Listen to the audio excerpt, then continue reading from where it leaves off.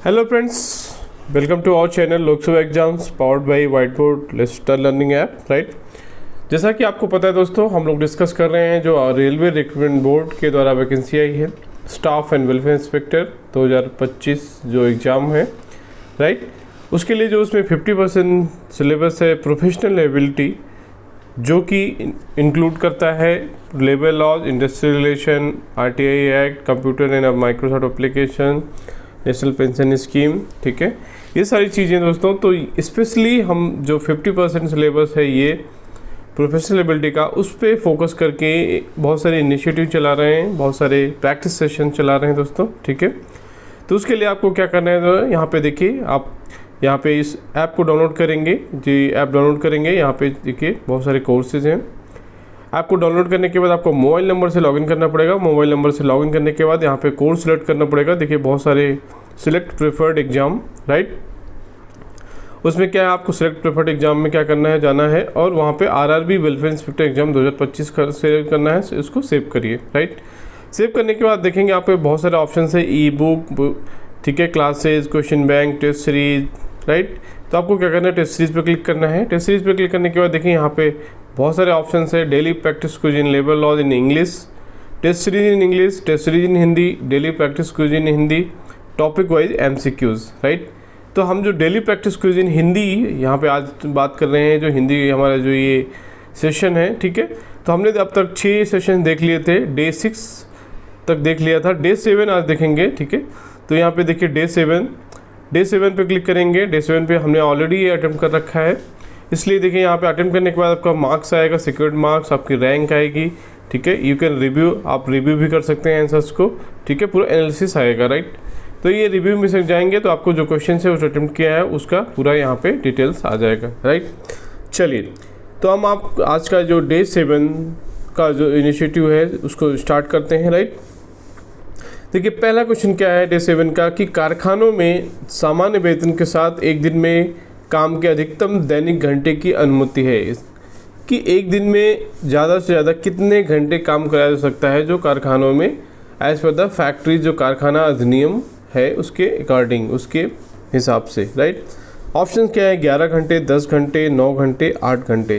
तो इसका आंसर है दोस्तों यहाँ पे देखिए 9 घंटे, 9 आवर्स, 9 घंटे एक दिन में आप उससे ज़्यादा काम नहीं कर सकते हो मजदूरों से, एज पर द कारखाना अधिनियम 1948। राइट, तो ये अच्छा क्वेश्चन है, बहुत ही सिंपल है, बट फिर भी लोग इसको कंफ्यूज हो जाते हैं। यहाँ पे 8 घंटे लगा देते हैं, 8 घंटे नहीं है, ये 9 घंटे इसका वो है। ठीक है, चलिए दूसरा क्वेश्चन देखते हैं। कल्याण अधिकारी से संबंधित वेलफेयर ऑफिसर जो होता है से संबंधित निम्नलिखित में से कौन सा कथन सत्य नहीं है।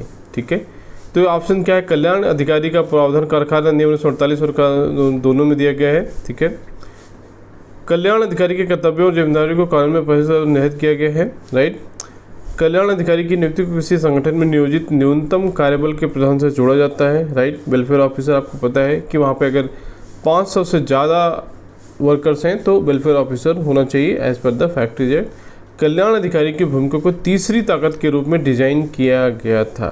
ठीक है, तो ये इससे संबंधित नहीं है। ठीक है, कोई ऐसा प्रावधान नहीं है तीसरी ताकत के रूप में डिजाइन किया गया था, तो इसका आंसर क्या हो जाएगा, डी।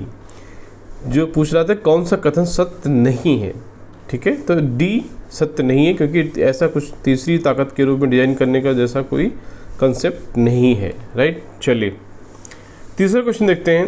प्रथम फैक्ट्री अधिनियम कब अधिनियमित किया गया था, कब पास किया गया था? ऑप्शन है 1881, 1895, 1897, 1885। राइट, तो जो फर्स्ट फैक्ट्री एक्ट था 1881 में किया गया था पास, आपको पता होगा लॉर्ड रिपन के टाइम में। ठीक है, उस टाइम सबसे पहला फैक्ट्री अधिनियम लाया गया था 1881। राइट, चलिए चौथा क्वेश्चन देखते हैं। फैक्ट्री अधिनियम 1948 के अनुसार वयस्क कौन है? ठीक है, वयस्क कौन है? ठीक है, तो आप ऑप्शन देखिए, जिसने 18 वर्ष की आयु पूरी कर ली है, जिसकी आयु 18 से कम है, जिसकी उम्र 14 वर्ष से अधिक हो, जिसकी आयु 15 वर्ष से अधिक हो। एडल्ट कौन है पूछ रहा है। ठीक है, यहाँ पे क्वेश्चन क्या पूछ रहा है कि एडल्ट कौन है, तो एडल्ट की जो है कि जिसने 18 वर्ष की आयु पूरा कर ली है एज पर द फैक्ट्री अधिनियम, वो एडल्ट कहलाएगा, वयस्क होगा। तो इसका आंसर क्या है, ए पार्ट। ठीक है, आपको पता है कि 14 वर्ष से कम जो है वो चाइल्ड है होता है। ठीक ठीक है। 14-15 वर्ष से ऊपर होता है वो एडोलसेंट होता है, ठीक है। तो इसी तरह से ये सारे प्रावधान फैक्ट्री अधिनियम में मेंशन किए गए हैं, राइट। चलिए 5वां क्वेश्चन देखते हैं। फैक्ट्री अधिनियम 1948 के तहत फैक्ट्री के मामलों पर अंतिम नियंत्रण रखने वाले व्यक्ति को कहा जाता है। तो क्वेश्चन क्या कह रहा है कि अंतिम निर्णय कौन करता है जो फैक्ट्री के मामले होते हैं।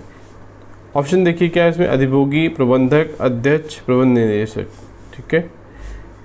तो ऑप्शन क्या है देखिए, अधिभोगी, प्रबंधक, अध्यक्ष, प्रबंध निदेशक। जिसका अधिभोगी होता है, ठीक है, इसको इंग्लिश में क्या बोलते हैं, जो फैक्ट्री का ओनर होता है। फैक्ट्री ओनर जो होता है वो is the ultimate control over the जो फैक्ट्री के मामले होते हैं, ठीक है। अधिभोगी जिसको हिंदी में बोला जाता है, राइट।